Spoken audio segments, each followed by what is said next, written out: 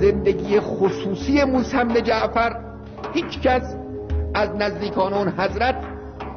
و خواص اصحاب اون حضرت نبود که نداند موسی بن جعفر برای چی داره تلاش می‌کنه.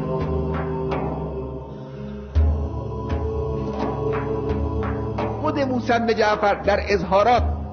و اشارات خود و کارهای رمزی که انجام میداد این رو به دیگران نشون میداد. حتی در محل سکونت، اون اتاق مخصوصی که موسی بن جعفر در اون اتاق می نشستن، اینجوری بود که راوی که از نزدیکان امام هست میگه من وارد شدم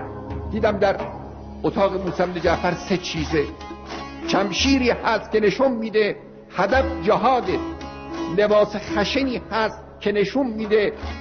وسیله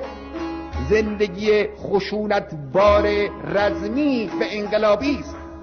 و قرآنی هست که نشان میده هدف اینه، میخواهیم به زندگی قرآنی برسیم، با این وسایل و این سختی ها رو هم تحمل